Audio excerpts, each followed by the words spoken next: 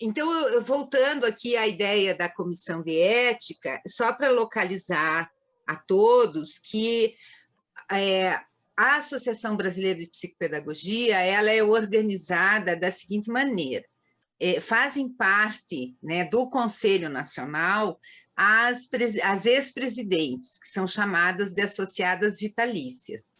Fazem parte também desse conselho pessoas, né, psicopedagogos, que se candidatam e são, portanto, eleitos, que daí a gente chama de conselho eleito.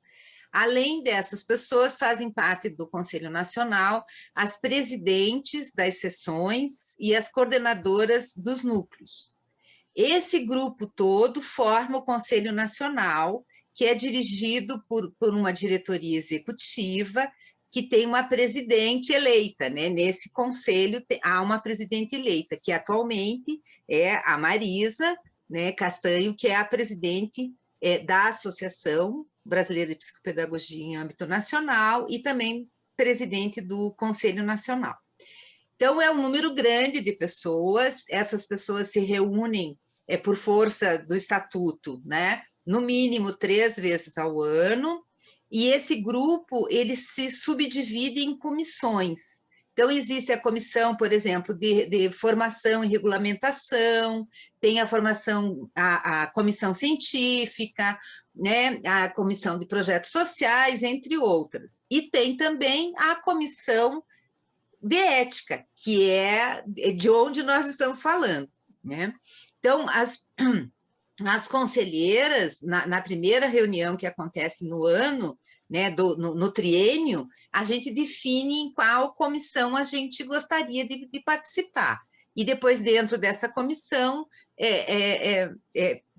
vamos dizer assim, indicada uma coordenação, né, para coordenar os trabalhos. Mas esse grupo, né, essa comissão de ética, ela está sempre vinculada à presidente da Nacional, tá? Então, acho que é importante vocês saberem de onde a gente está falando, né? E que papel a gente desempenha dentro do Conselho Nacional. E a nossa comissão de ética, nós não pudemos fazer as reuniões presenciais, portanto, nós estamos fazendo as reuniões online, como todos vocês, né, realizando as atividades, o que, por um lado, é muito bom, porque seria impossível que a gente se reunir durante um ano inteiro, uma vez por mês, por exemplo, né, estando cada uma num lugar do país. E a atividade online permite que a gente possa fazer isso uma vez por mês.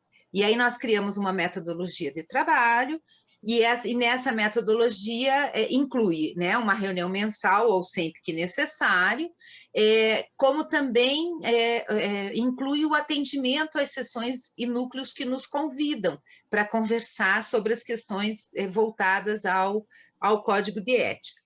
E a maneira que a gente escolheu trabalhar para atender esses convites, foi solicitando, né, à sessão ou ao núcleo que nos convida, que procurem perguntar aos associados quais são o que vocês querem, né, o que querem saber sobre a comissão, né, porque a gente evita de trabalhar com algo pronto, formatado igualmente para todos os lugares, porque uma coisa que a gente aprende vivendo dentro do Conselho Nacional é que há uma diversidade, quer dizer, que há não, né? Que a diversidade a gente já sabe que ela existe, mas a gente constata, né, no dia a dia, no contato com os associados, essa diversidade de preocupações, de demandas diferentes em cada região do nosso país. E aí, para atender a essas demandas, nós entendemos que seria melhor trabalharmos a partir das dúvidas das seções e dos núcleos, dos seus associados, da sua diretoria, dos seus conselheiros. Não importa de onde vem, né, a dúvida, porque a gente acredita que ela é uma expressão daquele núcleo, daquela seção, e que, portanto, seria bom que trabalhássemos a partir de uma demanda autêntica, né? Não uma demanda artificial que venha da comissão para a sessão, né? Mas que venha da sessão para a comissão, inclusive podendo representar, né, a nossa psicopedagogia, que justamente acredita, né, nesse diálogo, nessa formulação de perguntas, sempre procurando atender e compreender a realidade com a qual a gente vai dialogar, tá? Então, esse tem sido o nosso trabalho. E aí, a Maria do Carmo, né, como presidente da Seção Goiás, enviou, embora ela também faça parte da comissão, mas a tarefa dela era justamente solicitar que né, enfim, que a diretoria buscasse junto aos seus associados as dúvidas, tá? Agora, aqui hoje, na verdade, nós temos 4 pessoas que representam, que fazem parte da sessão da Comissão de Ética, mas eu e a Alana que seremos as porta-vozes. Então, eu fiz essa introdução e agora eu gostaria que a Alana, né, contasse um pouquinho mais. Boa noite, pessoal. É muito bacana poder estar aqui com vocês, né? E participar da comissão de ética é uma oportunidade muito, muito bacana, né? Porque tem nos proporcionado esse movimento de, a partir das dúvidas, a partir dos questionamentos, voltar, reler, repensar. Então, tem sido algo, assim, bastante gratificante. Pegando aí o gancho da fala da Simone. Vou apresentar para vocês, então, as integrantes da Comissão de Ética do Conselho Nacional. Né? Eu, Alana Cineiro, da Seção Rio de Janeiro, temos a Cláudia Marques Cunha Silva, que é do Núcleo Sul Mineiro, lá de Minas Gerais, a Maria do Carmo Ribeiro Abreu, que é da Seção Goiás, né? A Michele Garcia Paz, que é lá a Michele é do Paraná, né? Do Núcleo Paraná Norte. Núcleo Paraná, isso que eu queria colocar. Isso, a Mirtes Teixeira de Lima, que é da Seção Minas Gerais, a Patrícia Celeste Gomes, que é do Espírito Santo, se eu não me engano, a Patrícia é conselheira, né? E a Simone Kalberg, né, da Seção Paraná, que é a nossa coordenadora, tá? Pessoal, a gente hoje aqui tem aí uma proposta de 2 horas de encontro, né? Então, a gente pensou, Simone e eu, em dividir mais ou menos em 1h30, a gente vai caminhar mais ou menos por aí, o percurso na resposta às perguntas que foram feitas, e no final, mais ou menos uns 30 minutos para a gente conversar. Tá? Então, a gente, caso tenha alguma dúvida, né, ao longo da nossa fala, que ache que não dê para registrar e perguntar no final, solicita, né, a gente pode ir dialogando, mas se puder, guarda para o finalzinho e a gente vai conversando. Pode ser assim? Então, tá ótimo, vamos começar. Isso, então, os questionamentos que chegaram, né, da Seção Goiás, e a gente agora vai falar um pouquinho sobre eles, né? Vamos para o primeiro aí. Sou eu, né? Nós combinamos. É um bate-volta. Então, uma das perguntas que, na verdade, 2, porque nós analisamos todo o conjunto de perguntas e organizamos, né, as temáticas para que a gente pudesse ir contemplando. Então, aqui nesse slide nós temos 2 perguntas. A primeira, para atuar como psicopedagogo, é obrigatório o cadastro junto à BPP? 2, se ainda não somos profissionais reconhecidos, temos que seguir o Código de Ética da Associação? Foram 2 perguntas que nos chegaram. Então, eu acho que é importante começar explicando algo muito importante, que é em relação ao Código de Ética. O Código de Ética, ele não é da associação. O Código de Ética é do psicopedagogo, certo? Esse eu acho que é um ponto muito importante, porque não é propriedade da associação, muito embora desde a década de 90 ele venha sendo construído, né? E ele vem, inclusive, ao longo desses anos, sendo atualizado, né? Mas por que ele é atualizado? Ele é atualizado porque o mundo muda, né? Porque o Código de Ética não é atemporal, ele está situado no contexto histórico, político, econômico, jurídico, né? Então, não há nada dentro do nosso Código de Ética que esteja, que não converse com nossa Carta Magna brasileira, por exemplo. Não pode haver no nosso código nada que seja considerado anticonstitucional. E assim com o Estatuto da Criança e do Adolescente e outros documentos nos quais a gente se baseia para a organização e atualização do Código de Ética. Inclusive, uma das últimas etapas depois do Código de Ética revisado pelo Conselho Nacional, ele vai para uma revisão jurídica, né? Porque nós temos que ter este apoio.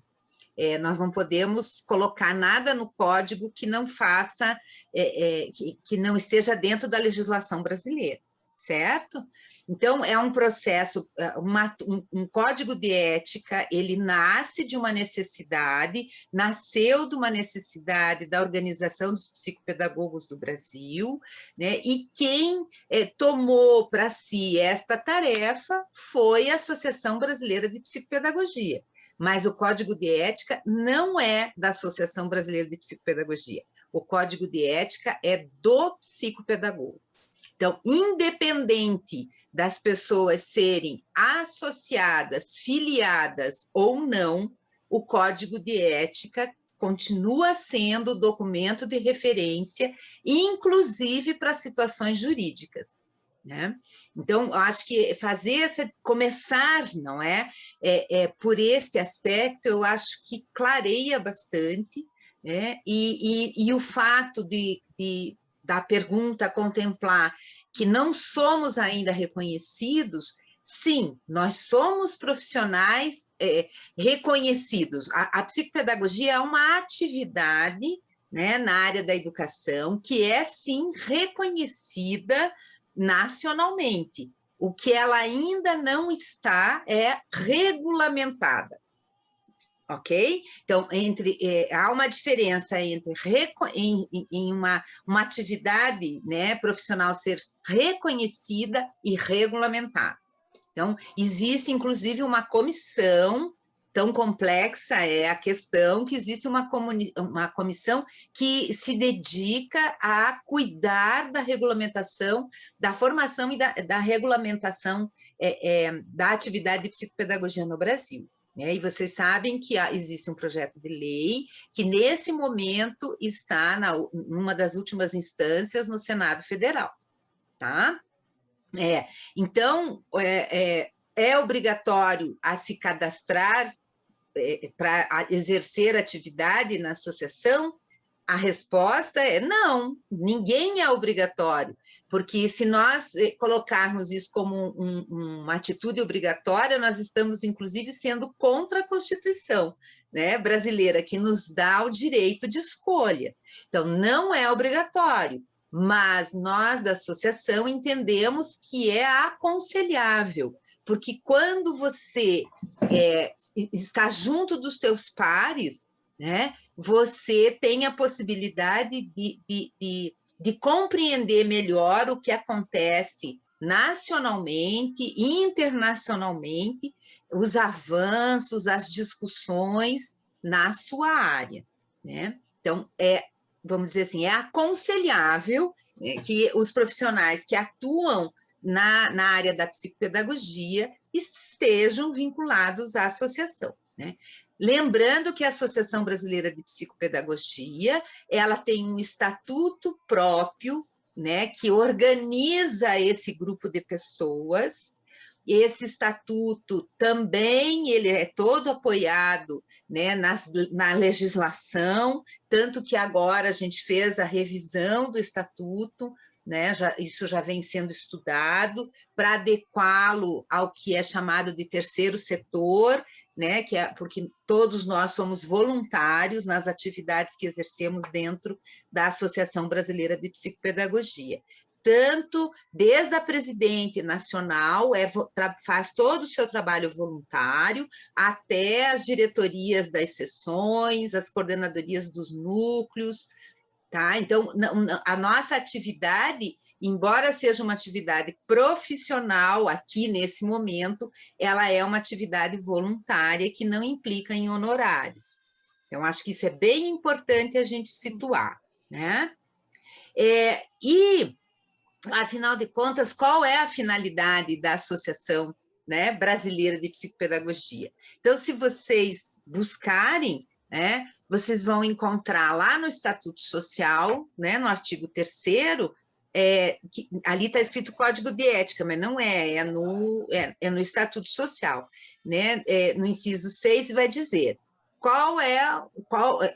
tem uma infinidade de finalidades, né? A Associação Brasileira de Psicopedagogia, e dentre elas, que se refere à Comissão de Ética, é estabelecer padrões de ética para os associados e zelar pela observância dos princípios do Código de Ética desta associação, tá? Então, acho que dessa maneira a gente inicia situando a todos que nos ouvem, né? Onde estamos, da onde vem esse código de ética, né? Como que ele nasce, para que ele serve? Então, penso que dessa maneira iniciamos. Quer complementar, Lana? Alguém gostaria de perguntar?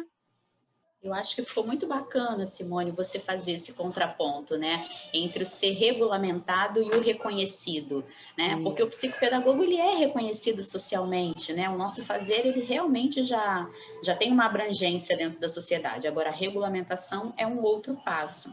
E estar junto do seu órgão de classe, né, junto com outros psicopedagogos, fortalecendo a associação, é um impulso, né, para que esse movimento aconteça aí. É muito bacana esse contraponto que você fez. Vamos ver se anda aqui o nosso amigo. Vamos lá. Então, uma outra pergunta que veio para a gente, né? Como se daria... Não é essa a pergunta, deixa eu só ler ela aqui, né? Para clarear. Está dizendo que no artigo 4, né? No artigo 4º, como se daria esse trabalho de acesso às autoridades para a elaboração de projetos psicopedagógicos, né? Então, a gente pensou o seguinte, né? Sempre o psicopedagogo deve, com autoridades competentes, refletir e elaborar a organização, a implementação e a execução de projetos de educação e saúde no que concerne às questões psicopedagógicas. Sempre que formos convidados a atuar junto a uma instituição, seja ela de saúde, seja ela empresarial, seja ela, né, educacional, como grande parte dos convites acontece, o psicopedagogo, ele vai atuar na elaboração dos projetos junto com a equipe, ok? Se ele for funcionário da instituição, que acontece muitas vezes, como instituições escolares, né, de educação, naturalmente isso vai acontecer em parceria, sempre ouvindo seus pares. Então, eu acredito que essa dúvida, né, seja uma dúvida razoável, né, Simone? Não sei, acho que é bem tranquila essa elaboração. Eu acho que a dúvida é como que acessa essas autoridades, né? Na verdade, o acesso a essas autoridades pode acontecer de várias maneiras. Uma das maneiras que você pode ser contratado como um assessor, né? Numa secretaria de algum município, numa entidade filantrópica, num conjunto de escolas, né, de um sistema educacional, enfim, o psicopedagogo pode ser contratado como assessor, como ele também pode fazer parte da equipe, né, fazer parte de uma instituição que precisa organizar um projeto determinado para implantar uma mudança, enfim. Então, sim, é possível, acontece, há vários registros, inclusive dentro até da revista, né, Psicopedagogia, que é publicada pela Associação Brasileira de Psicopedagogia, vocês podem encontrar relatos de experiência relacionados a esses casos, Tá? Sim, sempre nesse movimento, né, Simone, de um convite a participar, né, seja contratando, seja como, né, como colaborador, mas sempre nessa coisa de sendo convidado a, né? Ou também o psicopedagogo pode propor a alguma instituição, né? Um projeto, nada impede, né? Mas isso tem uma relação importante com, porque a psicopedagogia ela é uma só, né? Com diferentes campos de atuação. Então, você pode ter a formação em psicopedagogia e atuar no âmbito clínico, no campo clínico, ou no campo ou no âmbito institucional.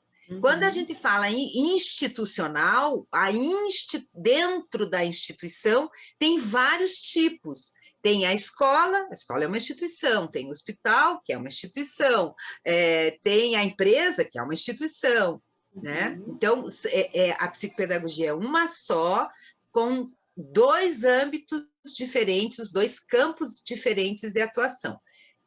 Normalmente, os psicopedagogos que trabalham como assessores, né, para a elaboração de projetos, né, maiores, né, eles, vamos dizer assim, teriam, né, em tese, que ter um conhecimento importante, profundo, em relação à psicopedagogia no âmbito da instituição, né, porque aí tem uma especificidade, né, na maneira de atuar, na maneira de conduzir e de compreender, né? Porque aí você está trabalhando com um grupo de pessoas, né? É diferente do âmbito clínico, que o teu trabalho é mais em pares, né? Mais individual, né? Muito embora a gente também possa trabalhar no âmbito clínico com grupos de aprendizes, também pode, mas aí é uma outra perspectiva. Outro arranjo, né? Bacana. Isso. Passemos para frente? Sim. Por que ele não me obedece, Alana? Ele está implicando com você.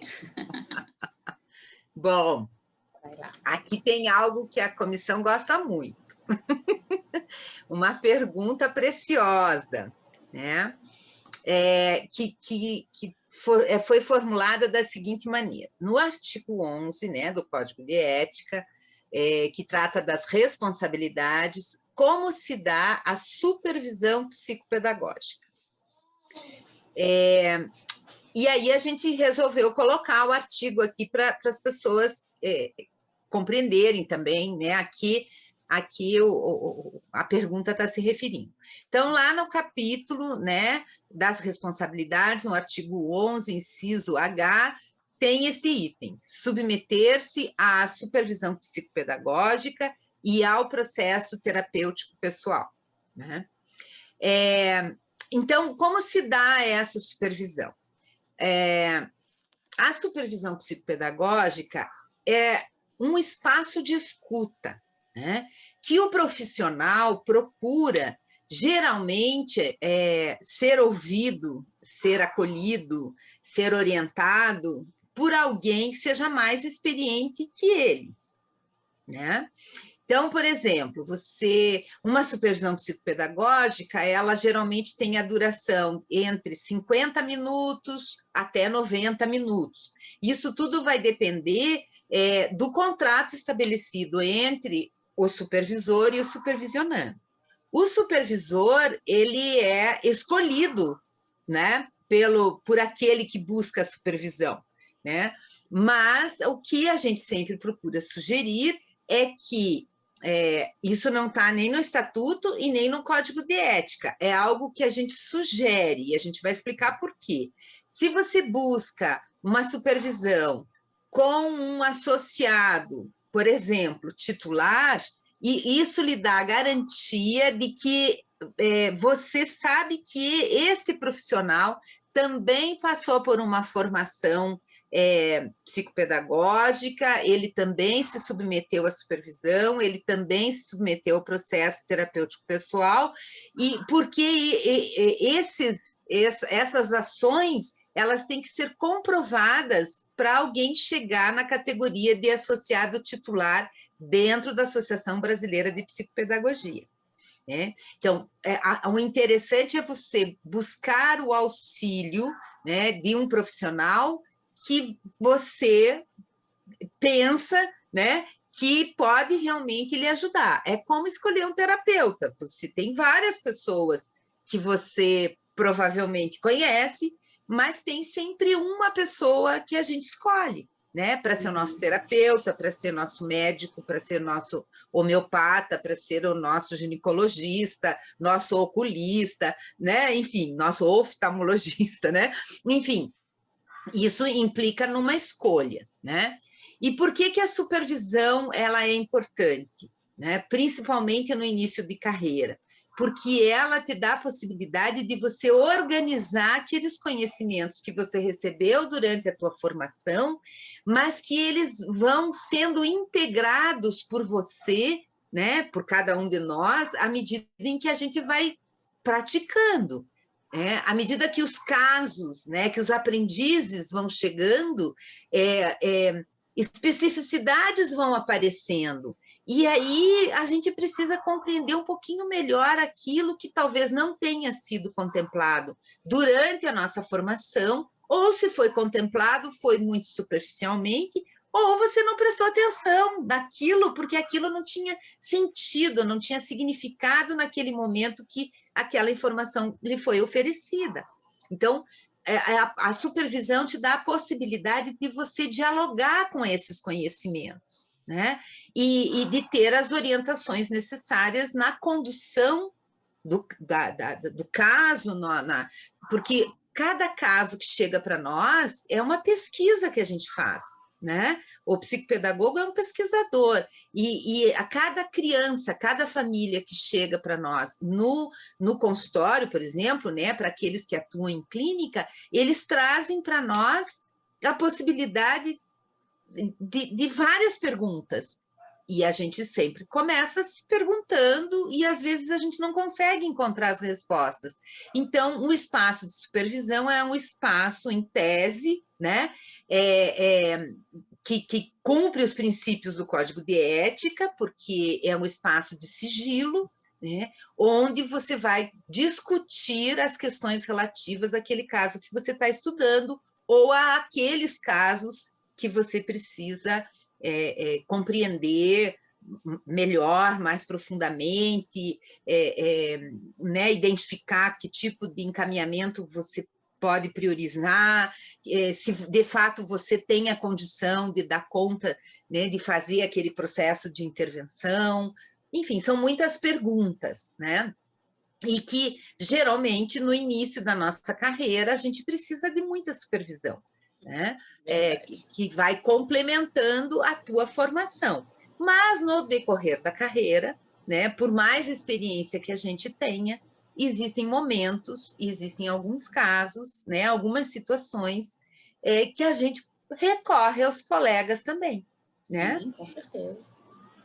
Então, acho que o que a gente quer salientar é que a supervisão psicopedagógica ela é muito importante como um espaço de formação profissional, e não só a formação profissional, que é também uma formação pessoal, porque muitas vezes as perguntas que a gente formula num estudo de caso são perguntas que têm a ver com a gente mesmo, né? Tal a complexidade dessa relação do ensinante-aprendente, aprendente-ensinante.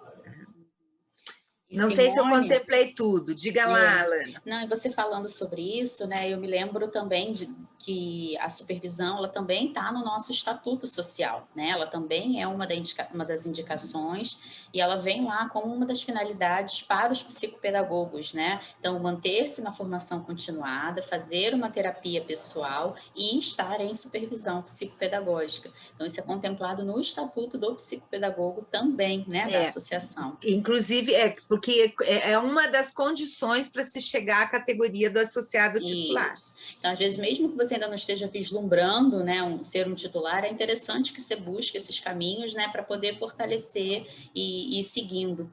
E, né, Simone, você deu essa sugestão aí de buscar um associado titular. Talvez valha dizer para elas, né, que no site da BPP Nacional, a gente tem lá a relação dos titulares. Então, às vezes, quem está buscando aí, né, um supervisor, pode ir lá dar uma olhadinha, ver quem são os do seu estado, né? Agora, então, né, com esse momento das atividades remotas, pode até simpatizar por alguém de outro estado, fazer contato também, né? Isso é bem possível. Então, fica a dica aí para as meninas darem uma olhada lá no site da BPP. Não que as pessoas não possam fazer supervisão com pessoas que não sejam associados ou pessoas que não sejam titulares. Não, sugestão. Nós estamos apenas pontuando dentro do estatuto o que é previsto, né? Agora, independente da escolha de cada um por um supervisor, é importante que vocês vão guardando os comprovantes dessa supervisão, né? Se ela foi um semestre, você pode pegar o comprovante dessas horas, se ela foi anual, se ela durou 2 anos, se ela durou 3 anos, né? É importante que vocês tenham isso registrado, tá? Porque isso vai compondo, inclusive, o portfólio, né? O dossiê de trabalhos de formação pessoal, né? E profissional de cada um de vocês. Faltou algo, Alana? Eu acho que não, foi bastante completo, Simone. Então, vamos para o próximo.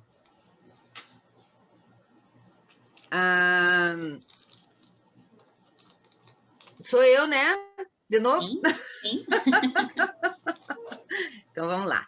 Então, a pergunta do associado ou da associada é assim: gostaria de uma explanação mais clara sobre o artigo 7º, parágrafo 2º do Código de Ética. Exemplos, né? Então, o que diz lá o código? Só deixa eu levantar aqui, senão eu não enxergo. Se você quiser botar na tela toda, Simone, eu acho que pode, né? Mas não, mas só aquele primeiro que não estava legal. Agora já estou enxergando aqui. Tá bom. Então, o que diz no capítulo 3, né, no artigo 7º, parágrafo 2º?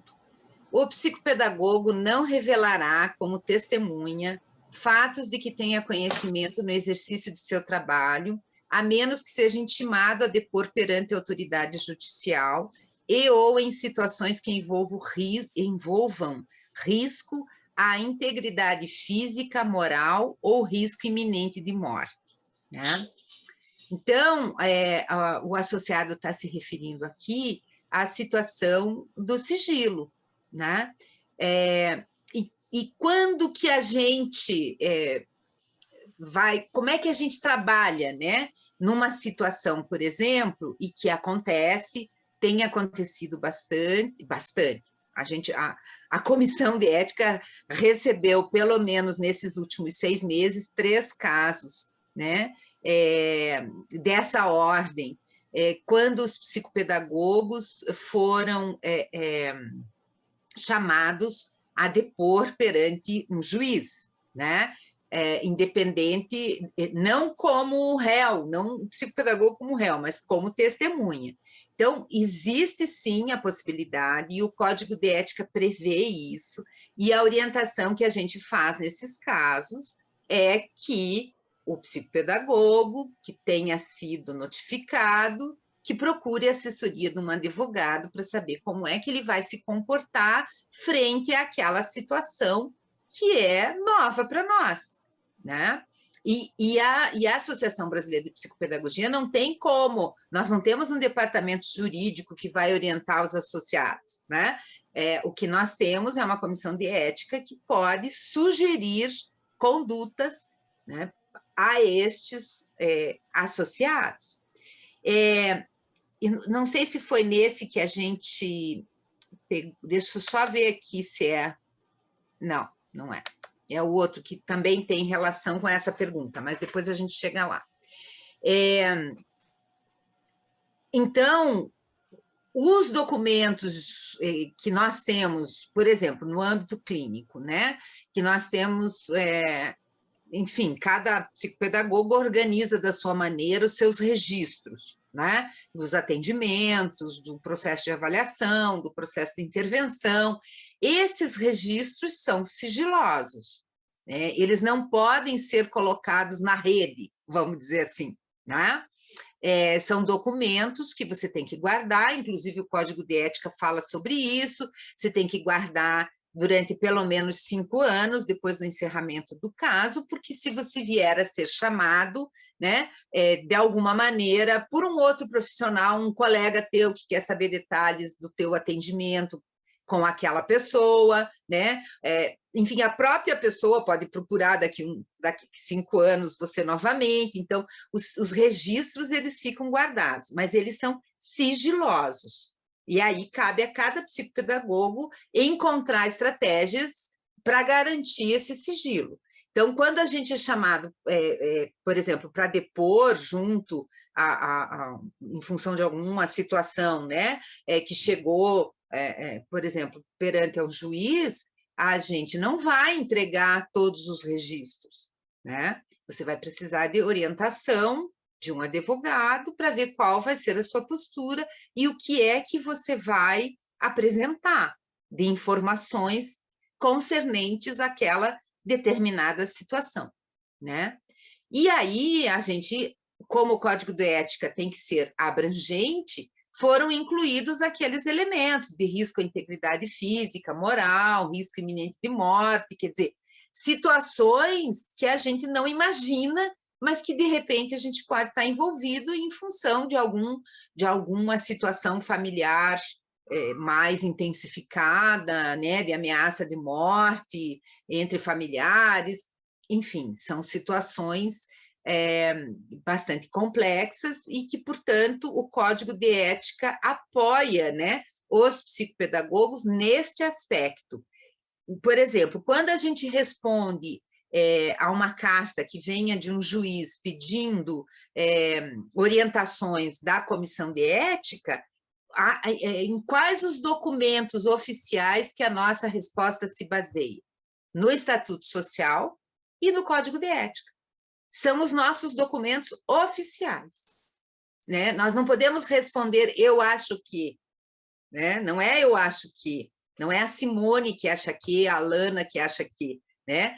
Segundo o Estatuto da Associação Brasileira de Psicopedagogia, né? Segundo o Código de Ética do Psicopedagogo, porque o Código de Ética, o nome é Código de Ética do Psicopedagogo, né? E as outras profissões também têm, né, esses documentos. Algumas profissões já não estão mais na condição de associações, né? Já estão numa condição de conselhos. Aí é outro funcionamento. Nós não somos conselho, né? Nós ainda estamos na condição de Associação Brasileira de Psicopedagogia. Tá? E aí, Alana? Eu estou aqui, Simone. A câmera precisa travou. Complementar? Não, eu acho que foi ótimo. Eu acho que é por aí mesmo. Bom. Agora é comigo, né? Isso, vai lá. Pessoal, vocês desculpem, mas a câmera do computador travou aqui. E aí eu falei, se eu sair para entrar pelo celular, podia não dar tempo. A fala da Simone terminar, mas eu tô por aqui, viu? Mesmo que vocês não estejam me vendo. Então, outra pergunta que chegou é a seguinte, né? Quais são as sanções quando não se cumpre algum artigo do Código de Ética? Gostaria de saber sobre a ética e sua importância nas relações com as pessoas, né? Então, dentro dessa pergunta, a gente fica, né, primeiro com a reflexão do que é ética, né? Ética, a gente entende, né, tem uma área da filosofia que vem trazer para a gente, né, essa reflexão sobre a ética, né? Trabalhar as questões morais, dialogar sobre isso. É uma palavra que vem do grego, né? E tem essa derivação que busca saber, que significa o modo de ser, né? O modo de atuar. Então, carinhosamente, e a associação buscou envolver dentro de parâmetros, né, dentro de sugestões, de orientações, essas possibilidades éticas. Mas a ética, na verdade, né, ela é muito profunda, a gente dialogaria, falaria bastante sobre ela, mas ela só vem ter sentido a partir do diálogo e a partir do humano, né? Então, para um código de ética, para alguma posição ética fazer efeito, ela tem que ter muita relação com os princípios, né? E você tem que acreditar que você busca um trabalho de qualidade, que você quer fazer uma coisa que faça sentido para você e para quem você está atendendo, né? Você quer prestar um serviço de qualidade, e por aí vai. Então, e esses momentos, igual a gente está vivendo aqui, também fazem com que esse código se mantenha vivo, né? Porque a partir dessas elaborações, das reflexões em conjunto, é que a gente vai poder ir entendendo, né, esses meandros dentro tantos detalhes que foram pensados no nosso código de ética, né? Mas para eles fazerem sentido, a gente precisa conversar, pensar sobre, né? E aí vem esse outro detalhe, né? Que é essa pergunta sobre as penalidades, né? O que acontece quando não se aplica, não segue, né, algum detalhe que esteja recomendado, tanto no Estatuto ou no nosso Código de Ética, né? Então, a gente foi lá no artigo 33 e trouxe aqui para vocês um trecho. É passível de punição o associado cuja conduta esteja em desacordo com o contido neste Estatuto Social, regimento interno ou código de ética do psicopedagogo, ou causar dano moral ou material à classe ou à BPP, ok? Então, mas e como é que a gente chega a esse raciocínio, né?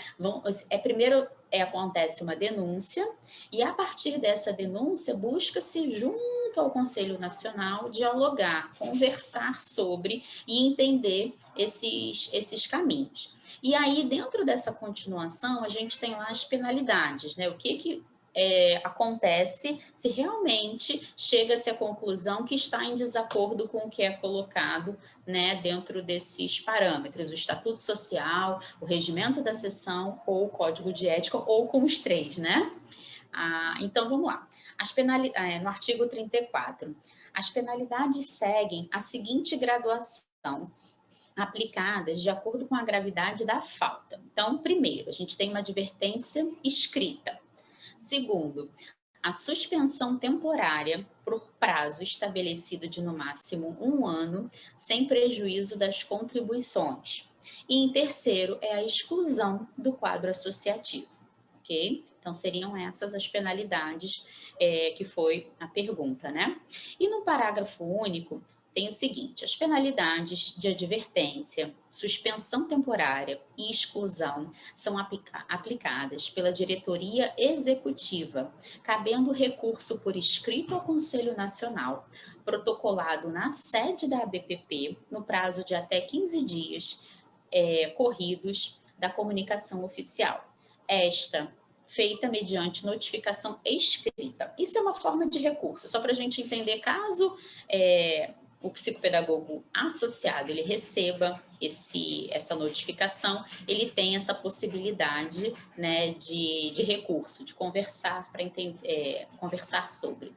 E dentro desse movimento, né, como é que é feito isso, né? A gente, enquanto comissão de ética, sempre buscando refletir, dialogar, né, sobre as questões que vão chegando. Então, agora a gente tem um e-mail específico da comissão de ética, que chegam os questionamentos, que chegam as dúvidas, a gente dialoga enquanto comissão e busca fazer essas respostas. E quando é uma denúncia, o que a gente faz?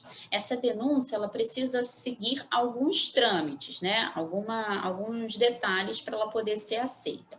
Primeiro, ela precisa ser de um associado, né, o denunciante, para outro associado, o denunciado, né? Então, não é qualquer psicopedagogo que pode fazer uma denúncia e não é qualquer pessoa da sociedade que também pode fazer uma denúncia sobre outro associado. São 2 critérios, né?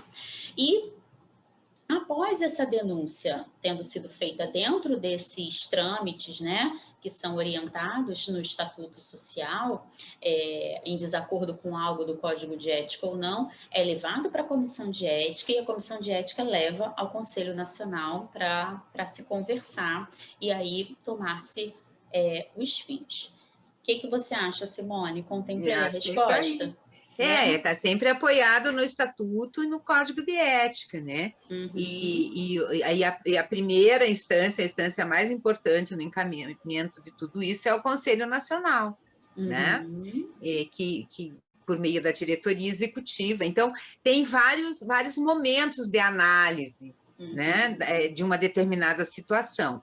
E nós temos, como Comissão de Ética, recebido, sim, algumas denúncias, né?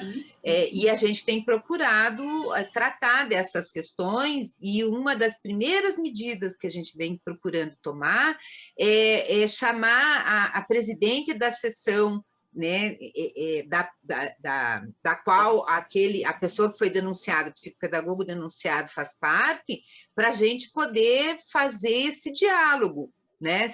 Não há nenhuma atitude sem que antes a gente possa compreender todas as partes possam se explicar, possam contar, porque vocês sabem que um mesmo objeto, né, ele pode ser visto de diferentes perspectivas, né? Então, todos os cuidados são tomados e sempre apoiados em tudo aquilo que está organizado no Estatuto da Associação Brasileira de Psicopedagogia e no Código de Ética, né?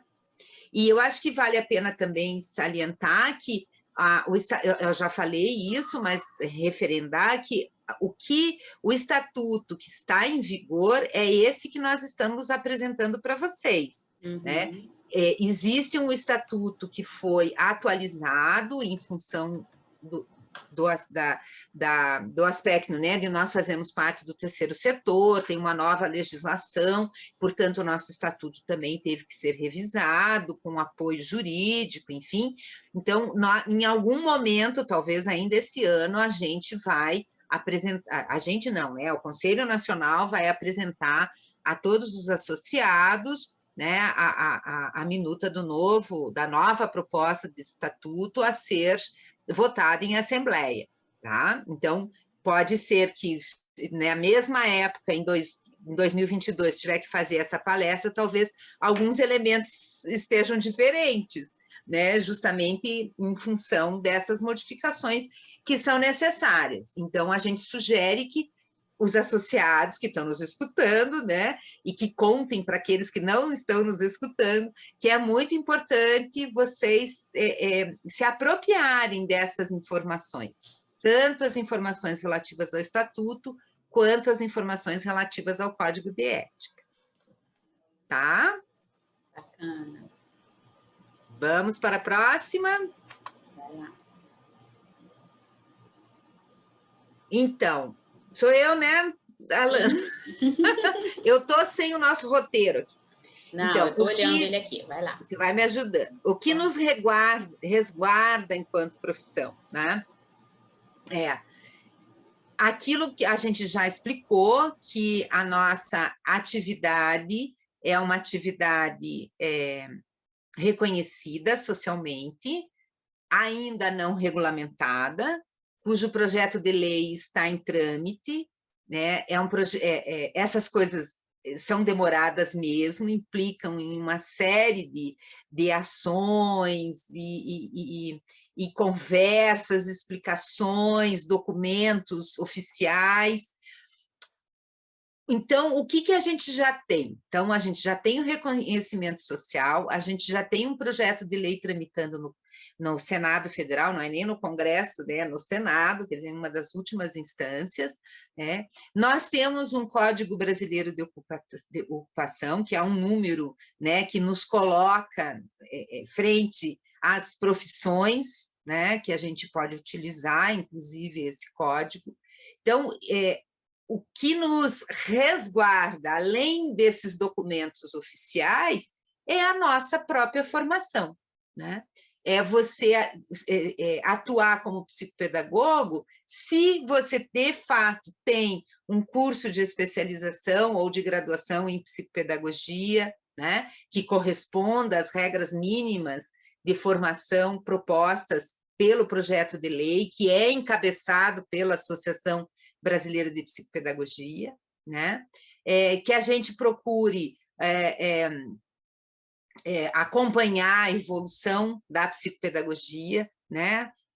fazendo a formação permanente, continuada, né? Quer dizer, você participando dos congressos, dos simpósios, dos eventos, discutindo com colegas, participando de grupo de estudo, porque a psicopedagogia, ela não é uma atividade que te isola, né? Porque a característica principal dela é justamente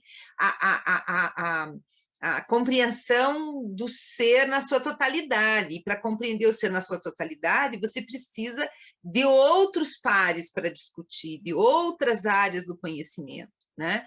Então, a psicopedagogia, ela nasce já com essa característica de ser, né, multidisciplinar, interdisciplinar, transdisciplinar, quer dizer, a gente precisa das parcerias, né? Precisa dos parceiros, precisamos ter com quem conversar sobre essas questões.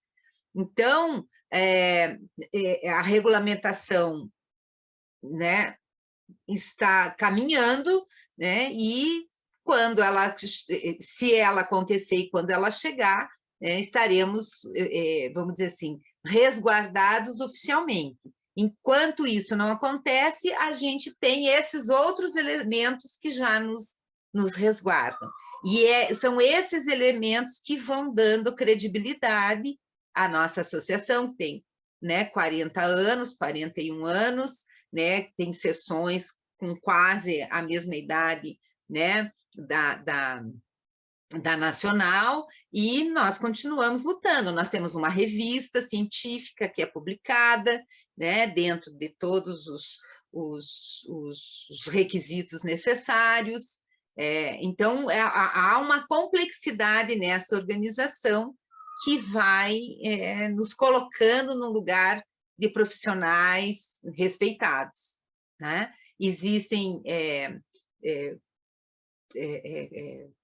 concursos para psicopedagogos, existem instituições que buscam convênios com psicopedagogos, né? Então, nós temos uma inserção social importante, e imagino que por tudo isso estamos mais, entre aspas, resguardados, né? E uma das maneiras de se sentir mais resguardado é justamente participar da Associação Brasileira de Psicopedagogia, né, em uma de suas sessões ou núcleos espalhados pelo Brasil. Certo? Alana, você está aí? Tô aqui, troquei o computador, agora tenho câmera. Passemos para a próxima. Sim, vamos lá. Então, uma outra questão que apareceu foi a seguinte, né? Hoje em dia, nas escolas, nunca teve apenas um psicopedagogo ativo, destinado apenas para a função da psicopedagogia. Geralmente, os professores são psicopedagogos. Aí vem a pergunta: há a possibilidade de ter o psicopedagogo ativo nas instituições e concursos para que o psicopedagogo atue? Só um minutinho ao final. Acho que a Maria do Carmo está respondendo alguém no chat, achei que era para ler. Então, né, essa pergunta eu acho que tem a ver com a questão do regional, né? Talvez essa pessoa não tenha... nunca visualizou, nunca teve a experiência de conhecer algum psicopedagogo trabalhando nas instituições. Mas como foi falado pela Simone e também por mim, há sim psicopedagogos que atuam institucionalmente. Como a Simone comentou, né, como o psicopedagogo ele pode ser chamado para a instituição como um assessor, né? Ou seja, ele é contratado para fazer um trabalho na instituição e trabalha ali por um período, ou ele pode ser o carteira assinada, né? Ou até mesmo passar por um concurso público e trabalhar naquela instituição por conta do concurso. Então, a resposta seria que há sim psicopedagogos que trabalham em instituições na função de psicopedagogo escolar, né, com a formação de psicopedagogos, e a gente já tem até alguns exemplos, né, de lugares ao longo do Brasil que tem concursos públicos, como Minas Gerais, né, que Minas até tem muitos concursos pelos CAPCIs, né, Tem também as cidades, né, de Mateus Leme e outras ao longo do Brasil. Aqui no Rio de Janeiro, por exemplo, a gente também tem essa realidade, não como concurso público, mas há nas instituições psicopedagogos contratados, né? Acredito que Simone também possa falar aí da realidade, né, aí da região no sul, então isso acontece sim, tá? Eu acho que é por aí. O que vai acontecer, por exemplo, até onde eu sei, né? O que vai acontecer é que ninguém vai ser registrado em carteira como psicopedagogo, né? Provavelmente. Mas porque a profissão não está regulamentada. Mas aqui no Rio já é, como psicopedagogo. Já é? Como psicopedagogo. Bom, então tá. Então, sim, é possível. Se existe um campo de atuação que chama-se psicopedagogia, né? No âmbito institucional, no campo institucional, é porque existe campo de trabalho para esse profissional que não seja apenas a especialização em psicopedagogia para torná-lo um professor mais com maiores condições, vamos dizer, de compreender o processo de aprender dos seus alunos, né? E muito embora também seja ótimo que os professores especialistas em psicopedagogia estejam atuando em escolas, né? Claro. Como professores, não necessariamente na função de psicopedagogo. Simone, mas existem sim. Diga. A questão de poder ser registrado é porque no Código Brasileiro de Ocupações nós existimos. CBO. Então, nesse sentido, né, você pode ser registrado pelo Código. Perfeito. Trabalhar na educação, não dá para trabalhar na saúde.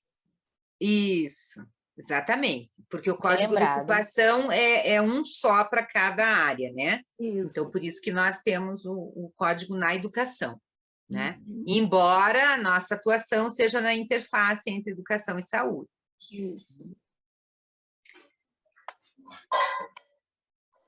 Bom, aí a próxima pergunta tem algum ponto referente à regulamentação acerca da realização de avaliação e intervenção psicopedagógica online?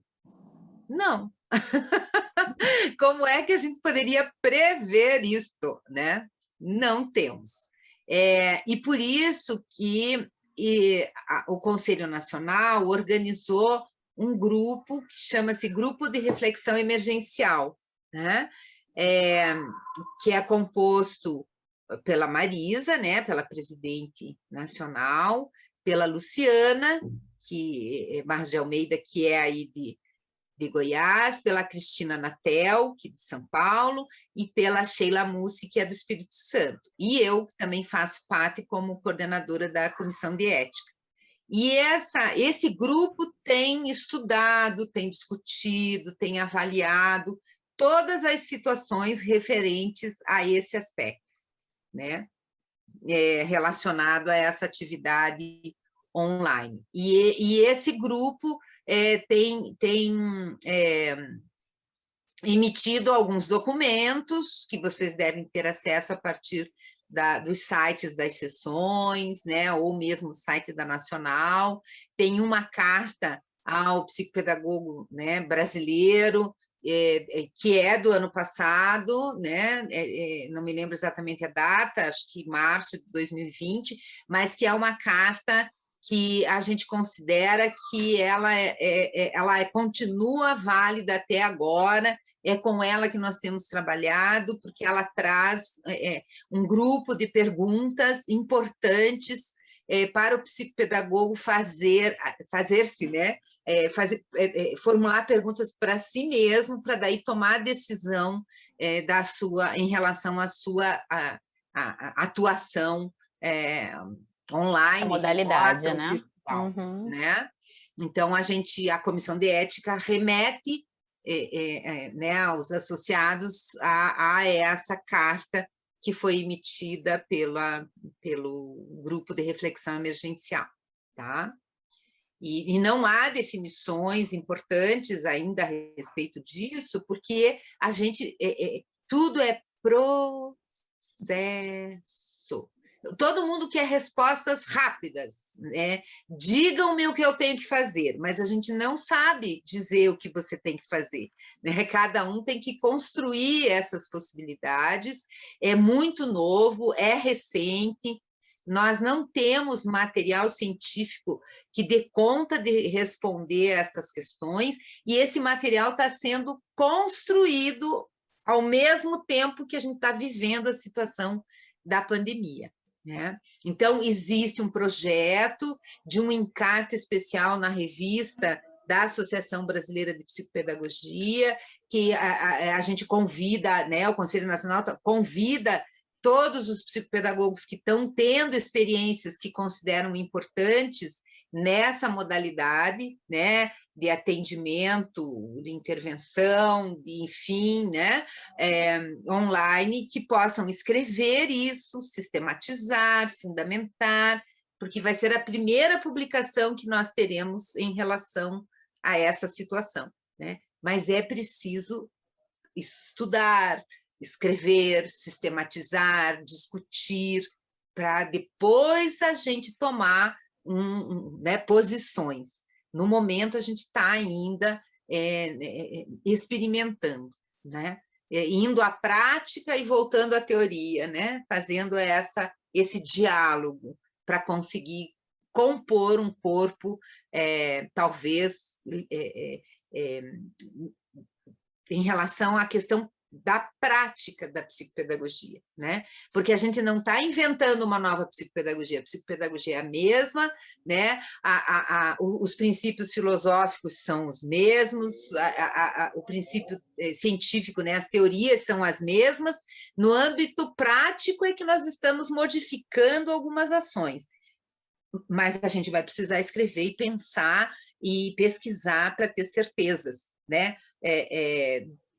Daquilo que a gente diz, daquilo que a gente defende. Então, a gente vai ter que viver essa experiência, todos nós, ao mesmo tempo, né? O que é, em parte, também interessante, né? Eu acho, muito rico. O Brasil todo pensando sobre isso.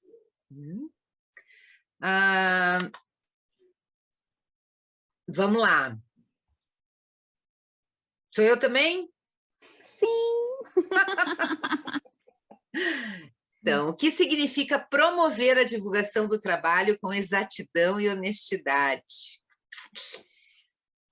Então, no nosso Código de Ética, na última atualização que ele sofreu, né, que foi votada em outubro de 2019, foi incluído, né, esse capítulo sobre a publicidade profissional, que, no artigo 14, que diz: ao promover publicamente a divulgação de seus serviços, deverá fazê-lo com exatidão e honestidade, cumprindo e fazendo cumprir as determinações deste Código de Ética.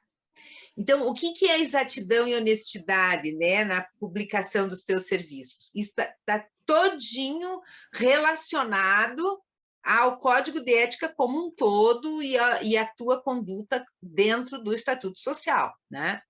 Porque quando a gente faz parte de uma associação, a nossa ação, né, individual não é o que vai definir, né? O que define essas decisões coletivas. Então, por exemplo, o que a gente tem observado, inclusive nesse momento de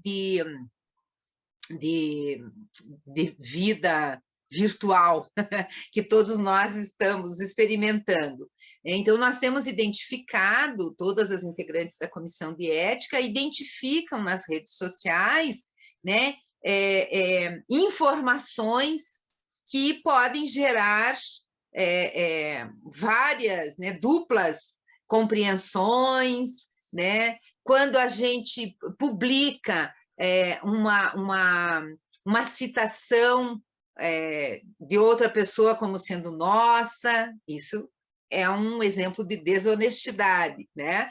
Quando a gente usa uma imagem que não fomos nós que a fizemos, né, sem dar o devido crédito, quando a gente expõe nossos aprendizes nas redes sociais por meio de áudio, de imagem, de vídeos, né, sem a devida autorização, e sem se perguntar por que eu estou fazendo isso, para que eu estou fazendo isso, eu preciso fazer isso, né? Quer dizer, como é que você se apresenta socialmente, inclusive nas redes sociais, né?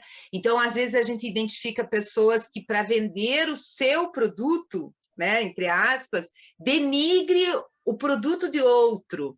Então, isto é ética, né? Eu posso contar para as pessoas como é o meu trabalho, como eu faço o meu trabalho, quando eu vou fazer a minha palestra, onde eu vou fazer.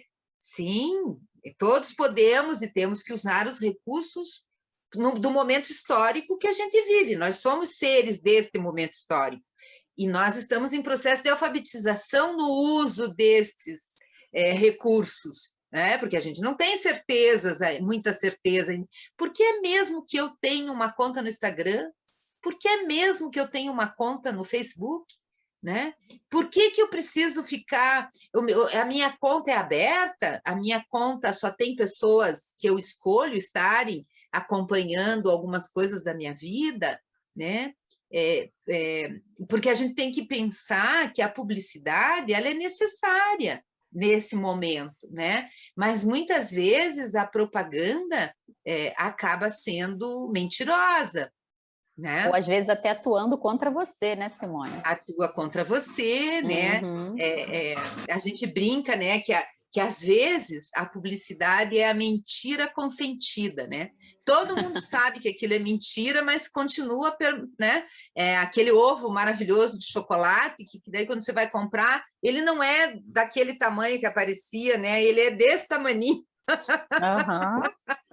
Ele prometia ser uma delícia, mas ele não é tão delícia assim. Então, esses cuidados que têm relação com essa promoção de um trabalho com exatidão e com honestidade, né? Isso tem relação com os princípios éticos. A ética, ela tem a ver com o coletivo, o que nós combinamos coletivamente, né? Tem relação com os princípios mais humanos possíveis e que possivelmente ninguém será contra a esses princípios, né?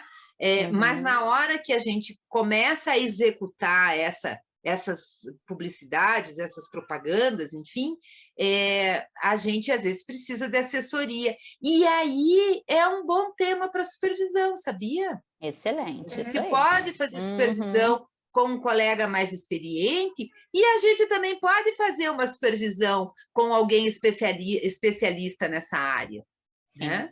E aí a gente vai se adequando e vai ponderando, né? O que para mim, né, como pessoa, né, individualmente, quais são os meus princípios, né? Qual é o meu conjunto de regras para estar no mundo, do ponto de vista moral? Porque a moralidade, segundo Yves Delataille, por exemplo, tem relação com o individual, e a ética tem relação com o coletivo. Como é que eu vivo bem socialmente? Como é que eu me apresento bem socialmente? Né? E Simone, isso que você está falando me fez pensar muito, né, sobre ter clareza do que é a identidade do psicopedagogo, né?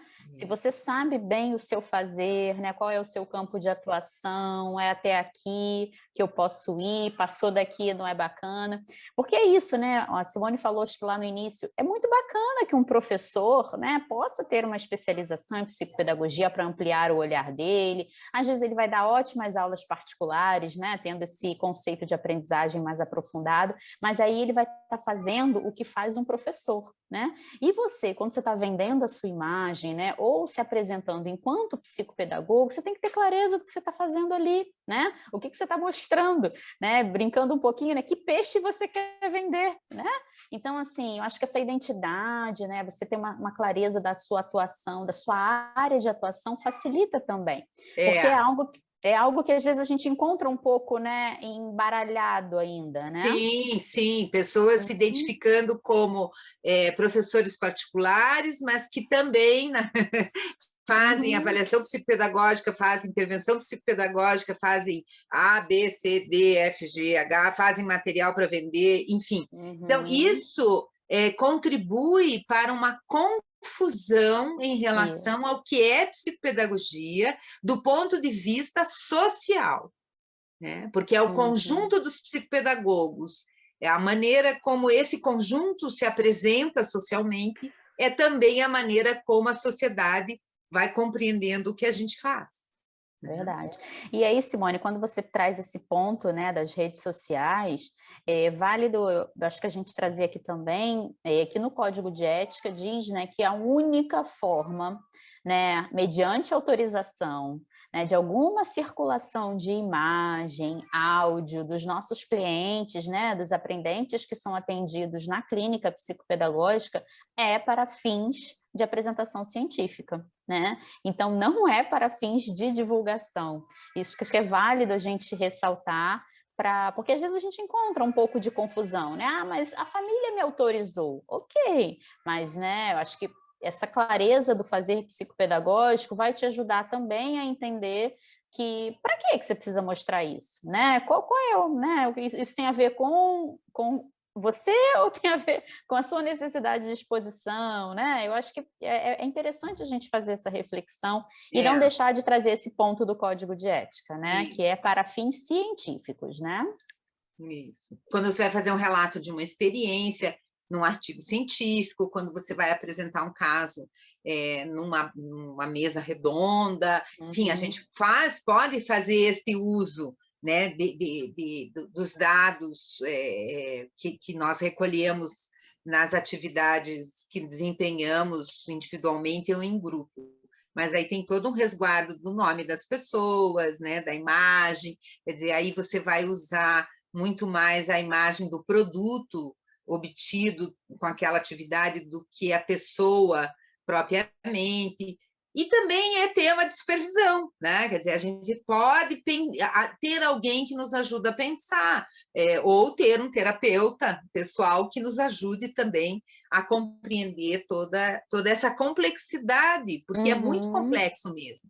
Tomar a decisão de abrir uma página, né, aberta ao público, de maneira geral, vendendo a sua ação psicopedagógica, é uma decisão muito importante, né? Que fica registrada e que você vai ter que lidar com as consequências disso tudo, né, ao longo da tua carreira profissional, né? Maravilha. Bom, Simone, nós estamos assim redondinhas no tempo, viu? Então, certinho eu só queria dizer que com isso a gente contemplou as perguntas formuladas que nos chegaram até a data da nossa reunião, que eu nem me lembro, hoje foi semana passada, né, a nossa reunião. É quinta-feira, né? Na quinta-feira passada. Até quinta-feira passada eram essas as perguntas que nos chegaram, a comissão se reuniu, formulou uma maneira de responder a vocês, e aqui na tela tem o e-mail da Comissão de Ética, tá? Se vocês precisarem, através desse e-mail que a gente se comunica, né, com as pessoas, recebe as dúvidas, as denúncias, enfim, é a partir dele que nós trabalhamos, né? Então, em nome da Comissão de Ética, eu quero agradecer esse primeiro momento e dizer que a conversa agora está aberta para circular, e nós nos colocamos à disposição para complementar, né?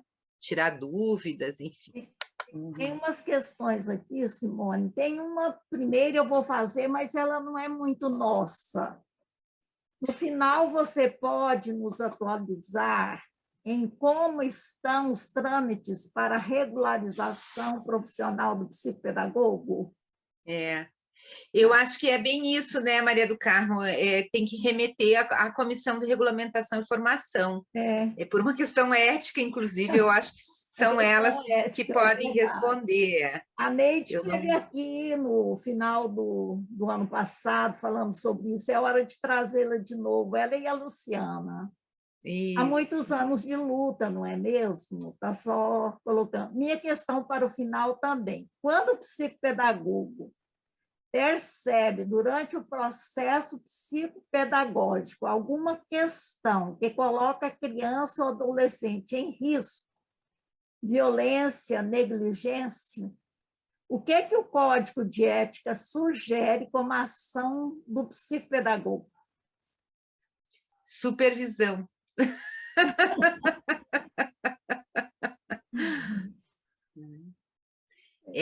Essas situações de violência doméstica, por exemplo, né, quando você tem um aprendiz que começa a relatar algo parecido, que você não tem na tua equipe alguém que trabalhe, né, algum psicólogo, terapeuta familiar, enfim, que possa te ajudar a compreender, ou possa encaminhar, tem que buscar a supervisão para identificar qual será o caminho, né? Não pode ficar com, né, dentro de você essa preocupação, esse questionamento, e você sair pondo os pés pelas mãos, porque é algo muito complexo, e assim, muito né, Simone? delicado, porque pode ser fruto da fantasia, né?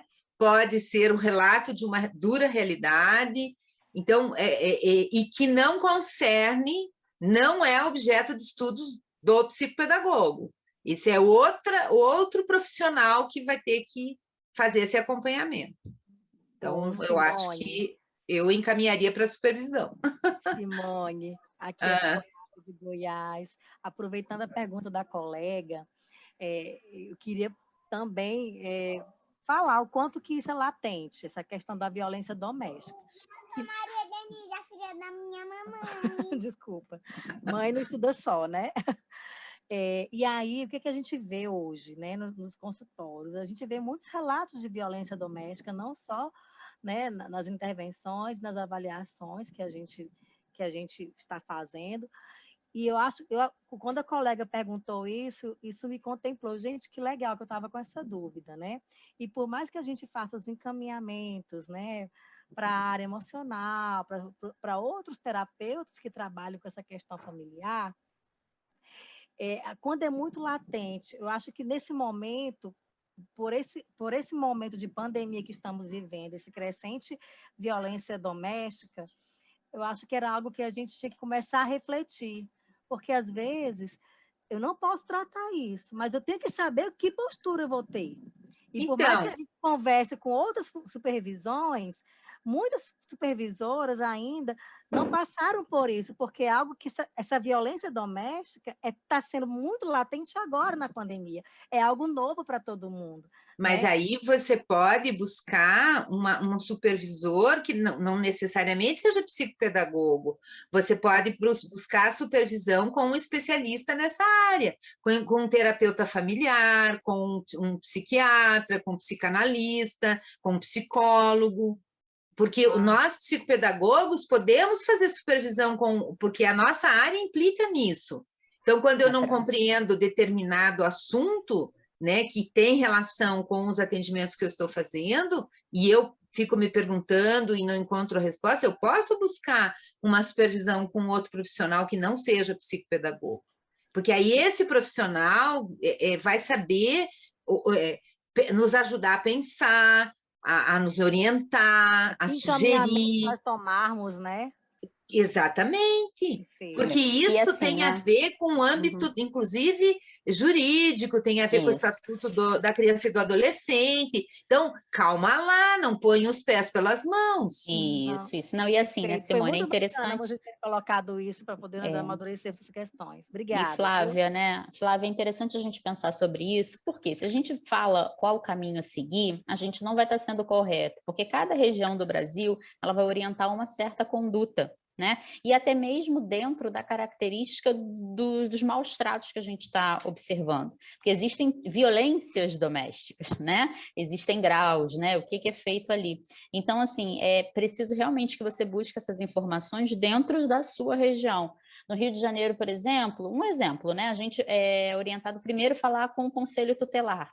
Aí você procura qual é o conselheiro tutelar da região, aí dialoga, conversa, pergunta, e aí ele te orienta, né? E isso depois de passar pela supervisão. Então, assim, cada local vai ter um trâmite diferente, né? E tem que tomar bastante cuidado, porque às vezes os integrantes do Conselho Tutelar nem têm formação para serem conselheiros tutelares.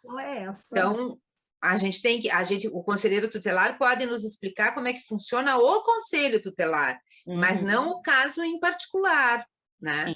E aí implica em questões de sigilo também. Sim, sim. Então, você tem que saber a quem buscar, a quem recorrer. Aqui tem outra, gostaria que, por gentileza, comentasse sobre o CBO, novamente. Se temos que nos registrar no CBO, aí falou que a internet travou, talvez por isso ela não tenha entendido corretamente. Pois é, deixa eu ver aqui, eu tenho uma informação bem bacana. Deixa eu ver se eu acho aqui sobre o CBO. Número do código. E se eu não me engano, Simone, tem no site da BPP Nacional. Agora com o site reformulado, né, eu teria que olhar. Mas no site antigo existia, né, uma parte só nos orientando sobre isso. Mas o CBO, ele faz parte de uma classificação brasileira de ocupações, né? Isso que quer dizer CBO. Certo? Então, nós tivemos, em 2002, tá? Os psicopedagogos foram aceitos na categoria de educação, certo? Então, desde 2002 que nós temos esse código. E ele é utilizado quando as pessoas vão organizar a sua empresa, vamos dizer assim, né?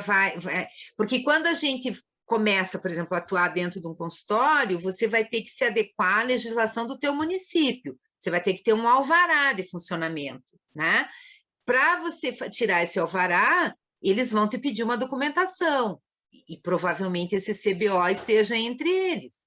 Então, quando a gente sempre tem procurado, inclusive, dizer aos psicopedagogos, busque ajuda com um contador da sua confiança, porque a associação não tem como saber quais são todas as legislações que organizam todos os municípios do Brasil. Então, qual seria o trâmite? Você vai em busca ou diretamente na prefeitura do seu município perguntar quais são os procedimentos para você regularizar a sua ação profissional, ou você procura um contador da sua confiança né, em tese, ele tem que saber o que é que você precisa fazer para regularizar. Se você vai abrir uma empresa, se você vai abrir um MEI, né, como eles estão chamando, como que se dá todo esse trâmite. Porque também não é simples assim. Eu vou lá, monto meu consultório lindo de morrer, aqueles que a gente sempre sonha quando está fazendo a formação, mas ele tem que ter um alvará, você vai ter que pagar imposto, você vai ter que recolher imposto, blá, blá, blá, né? Então, não dá para brincar de consultório, né? De escritório, você vai ter que legalizar a sua ação. Então, eu acho que do Código Brasileiro de Ocupação, o que me disseram que é um órgão oficial, né? E essa classificação está dentro de um órgão oficial, né? E que cada categoria profissional se insere numa única área de atuação, que no nosso caso foi em 2002 que nós fomos inseridos na área de educação. Eu até coloquei o número aqui, para quem quiser pesquisar. Eu não sei de cabeça o número. 239425, mas não é de cabeça também, não, é porque eu consultei. Outra coisa. A Maria do Carmo está rapidinha. Outra coisa, ao final do Código de Ética, há um campo que descreve como inobservância ética permitir que pessoas não habilitadas realizem práticas psicopedagógicas, assinar procedimento realizado por terceiros. Poderiam esclarecer como devemos proceder quando identificamos estas práticas, visto que a pessoa não habilitada teoricamente não seria associada? Aqui no interior de Goiás tem sido comum universidades que oferecem cursos de psicopedagogia à distância orientarem os alunos a buscarem estágio nas clínicas, buscarem as clínicas particulares para estágio. Este artigo me ampara para recusar essas estagiárias? Compreendeu? Não sei. Talvez. Acho que nós teríamos que pensar um pouco para formular essa resposta, né? Mas quando a gente tem, por exemplo, um centro de estudos, né, da aprendizagem, que faz avaliação, né, que dentro desse centro de estudos tem psicopedagogo, tem psicólogo, enfim, né? E você promove, além das avaliações, intervenções psicopedagógicas, você promove cursos, dependendo da tua estrutura, você pode, como centro de estudos, aceitar, acompanhar um psicopedagogo principiante, em tese, né?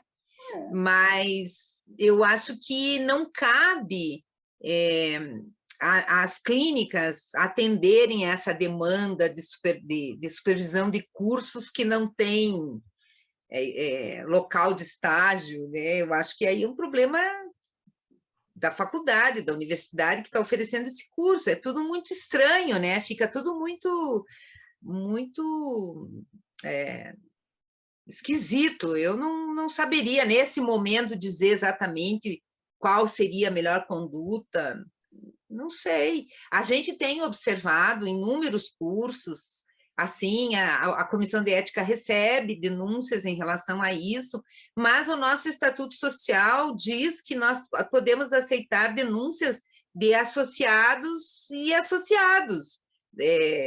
Né? Então, por exemplo, se vem uma denúncia de alguém que não é associado contra uma associada, eu ainda posso pedir para a presidente da seção daquela associada que converse com ela, verifique, mas eu não posso aceitar essa denúncia e encaminhar da maneira, né, como a gente gostaria, vamos dizer, né? Porque o estatuto nos impede. Então, acho que tem tantos cuidados aí que teríamos que verificar, inclusive, talvez até com a Comissão de Regulamentação e Formação, né? Eu não teria, acho que, não sei se a Lana teria algo para contribuir, mas como comissão de ética, acho que a gente não tem o que falar nesse momento. Essa pergunta, realmente aqui no Rio tem acontecido bastante, a gente tem sido procurado, algumas pessoas já até procuraram a associação fazendo essa pergunta, e tem sido uma orientação dos cursos, né? Procurem consultórios. Meio que joga a bola né? A responsabilidade é passada para o aluno, ao invés deles oferecerem, né? E se os alunos não tiverem lá a comprovação de que estão fazendo essa observação clínica, não concluem. É delicado, né? É delicado e tem muito a ver com a sua, né? Quando você faz a escolha do curso, né? E como que você vai colocar alguém dentro do teu consultório para observar um atendimento teu particular? Não, e sem uma relação, né? E sem uma relação prévia, né? Conheci aqui, chega e vem, é delicado, é bem delicado. Mas tem acontecido sim, Simone. Vale a pena estudar, né, Simone? Essa é uma questão de estudo mesmo. Talvez tenha a questão dos projetos sociais, né? Que possam. Isso. Mas os projetos sociais, né, não configuram estágio, né? A gente deixa isso bem claro, né? Não configuram estágio, são vivências clínicas, né, voluntariamente, mas não configura estágio. Porque senão também a gente não tem como acolher a demanda, né? É claro, e nem tem como ter critério, né, para entrar. Bom, sim. Tem uma pergunta da Renata. A Renata é daqui de Goiás. E, Renata, você ainda não tinha feito essa pergunta para nós, eu não sei. Você é associada desde quando, Renata? Só por curiosidade. Eu sou associada desde do início do ano passado, onde eu comecei a minha atuação, assim que eu terminei, né, eu fiz a psicopedagogia pela Estácio, em Goiânia, e assim que eu concluí, eu fiz a neuro e comecei a atuar como professor de AEE auxiliando dentro da instituição. Entrou a pandemia, dentro da instituição eu me senti amparada, me senti segura, porque estava dentro da minha prática pedagógica, dentro do conhecimento, então estava tranquilo. E assim que entrou a pandemia, eles romperam com os contratos, né, onde eu estava nessa situação, e aí eu comecei a atender dentro da clínica, né, atender clínico, e eu comecei a sentir, né, essa defasagem dentro da minha formação, porque o estágio te dá o recurso da experiência, te dá o chão da prática, e eu senti essa falta, porque eu estava atuando como institucional. E aí eu fui atrás, eu falei, gente, está faltando alguma coisa. E exatamente o que estava faltando era o estágio.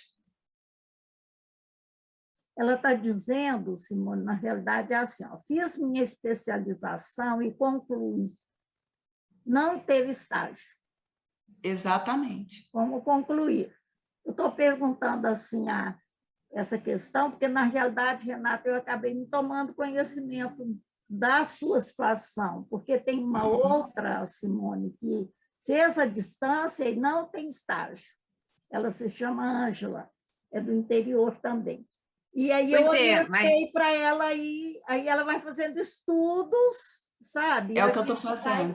Trabalhando com ela para ir formando, fazendo formação. O melhor caminho, Renata, é você, já que você já começou a atender, é você tendo supervisão a cada caso, uma supervisão sequencial. Então, você escolhe um supervisor e você vai ter, sei lá, um encontro a cada 15 dias, um encontro por mês, ao longo de um ano, ao longo de 2 anos, para você ter uma sequência de alguém que possa te acompanhar, né? E, claro, você está na associação, eu já vi você em outros eventos, me lembro de você, quer dizer, você tá investindo na tua formação profissional, né, do ponto de vista permanente, né, continuado, enfim. Então, isso que é o importante, Renata, né? Quer dizer, quando você escolheu esse curso, você não tinha essa compreensão. Sim. O que o curso precisava ter para te atender, né? E ele deixou a desejar. Então, se deixou a desejar, você tem que desistir de tudo? Não, você vai ter que correr atrás do que está faltando. E aí, o melhor espaço é o espaço de supervisão. E existem, inclusive, sessões que oferecem supervisões grupais, que possibilita que, inclusive, o custo diminua. O Rio já oferece, o Paraná já ofereceu, e outras sessões, né? Você, como associada, pode se beneficiar de diferentes ofertas de sessões e núcleos no Brasil. Então, busque isso, né? E permaneça, vai estudar, vai pegar supervisão, né? Vai pegar, que feio, né? Mas vá se submeter ao processo de supervisão, e vai completando. É o que eu estou fazendo, participando dos simpósios, todo final de semana eu estou nos congressos da CIESP, eu estou participando de todos, muito rico, e lendo, me aprimorando, porque eu não fiz o curso por fazer, é uma área que eu amo, e eu estou buscando conhecimento porque eu quero contribuir mesmo. Só que a diferença entre você participar dos eventos, né?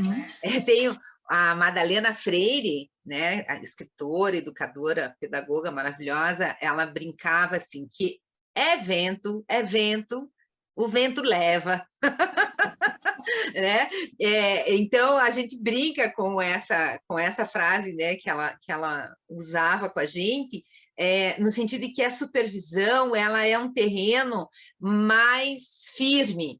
Então, não que você não deva participar dos eventos, né? Você participa, mas chega um momento que, se você se aprofundar em um caso, você vai aprender e vai dar sentido para tudo aquilo que você ouviu em todos os eventos, sabe? Então, você cria raiz. Então, não é que você vai estudar epistemologia genética, e daí você fala, vai estudar epistemologia genética, você vai dizer, sim, mas e por onde eu vou começar? né? Quantos livros tem Piaget? Qual deles que eu começo? Né? Por exemplo, e num caso, você vai estudar o Joaquim, que tem 7 anos, e você vai aplicar a prova de conservação de líquido, e você vai estudar a prova de conservação de líquido, entendeu? Que o Joaquim fez, que você aplicou. E daí você vai estudar como que você aplicou, por que que você não fez a pergunta que devia fazer, o que que ele respondeu, como você reagiu, qual foi o resultado. Aí o teu supervisor vai dizer, leia tal artigo.